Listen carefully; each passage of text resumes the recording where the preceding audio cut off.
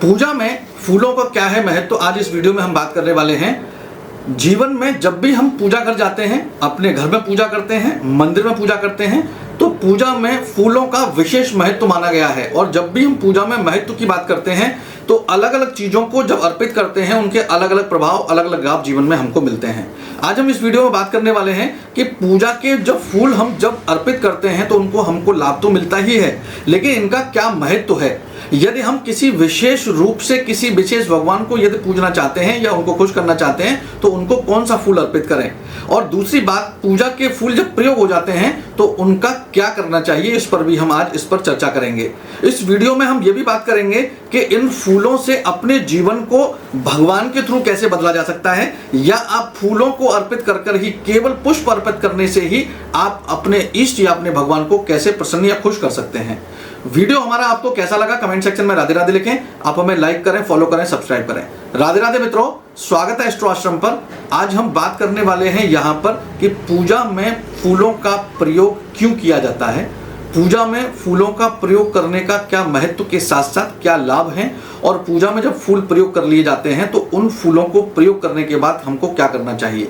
आज इस वीडियो में हम ये भी बात करेंगे कि पूजा में फूलों का प्रयोग का प्रचलन जो है वो लाभ कैसे देगा, और किस ग्रह के लिए अगर हम बात करें या किसी भी भगवान को यदि हमको खुश करना है तो हम कैसे रंग के फूल को प्रयोग करने से हम उनसे लाभ ले सकते हैं या उनको आसानी से खुश कर सकते हैं। आज सबसे पहले बात करने वाले हैं कि आपने देखा होगा प्राचीन काल में या अभी भी जो आभूषण चढ़ाए जाते हैं उनसे भगवान बहुत सुंदर दिखने लगते हैं। उनको अलग अलग तरीके वस्त्र पहनाए जाते हैं, अलग अलग तरीके की ज्वेलरी पहनाई जाती है, मुकुट धारण कराए जाते हैं।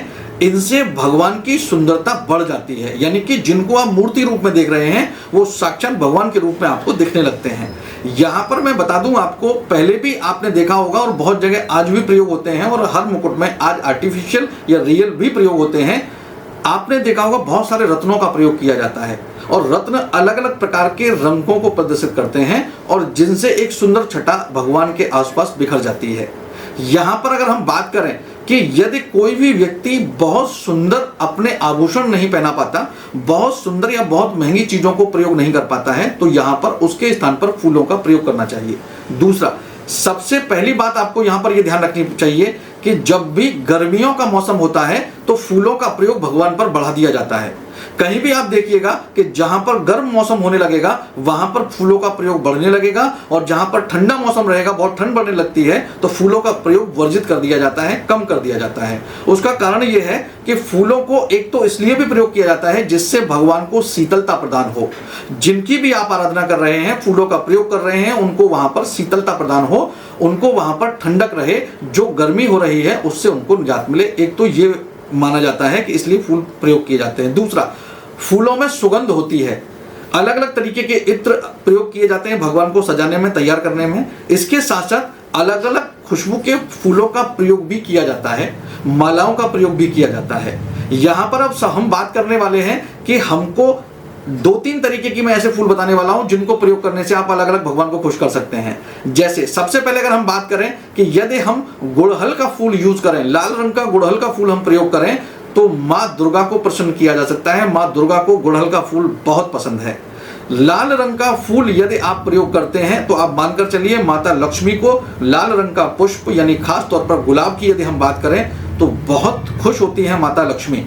और यहाँ पर गेंदे या पीले रंग के फूल की जब हम बात करते हैं, येलो कलर की जब हम बात करते हैं, तो भगवान विष्णु को खुश करने के लिए पीले रंग के पुष्पों को अर्पण करने से उनको खुश होते हैं और उनसे हमको लाभ मिलता है, वो हमसे प्रसन्न होकर आशीर्वाद देते हैं।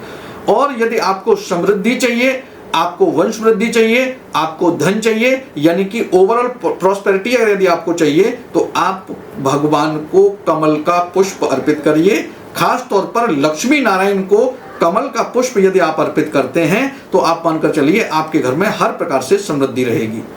अब बात करते हैं कि जब फूल प्रयोग कर लेते हैं तो हमको क्या करना चाहिए। हमको करना यह चाहिए कि जो भी पुष्प आपने सुबह प्रातः काल भगवान जी को अर्पित किए हैं, शाम के समय, संध्या के समय, आरती से पूर्व आप उनको फूलों को हटा देना चाहिए, क्योंकि वो मुरझा जाते हैं। उन पुष्पों को आपको हटाना चाहिए और एक जगह एकत्रित करने चाहिए। यदि आपके यहाँ आसपास व्यवस्था है तो बहते हुए जल में कुछ समय में उनको प्रवाहित करें। या उनको कहीं खड्डा खोदकर या किसी खेत में जो आपके आसपास एग्रीकल्चर लैंड होती हैं वहां पर खेतों में उनको डाल देना चाहिए, जिससे कि वो यानी कि वो खाद बनने के बाद फिर दोबारा से आपके जीवन में नई ऊर्जा लेके आए। ध्यान ये रहे, इन फूलों का प्रयोग आपको अपने हिसाब से जिस भगवान के लिए करना है उसके रंगों के अनुसार करते हैं तो निश्चित रूप से लाभ मिलता है। वीडियो कैसा लगा कमेंट सेक्शन में राधे राधे लिखें। आप हमें लाइक करें, फॉलो करें, सब्सक्राइब करें और इस वीडियो को शेयर करना ना भूलें। राधे राधे।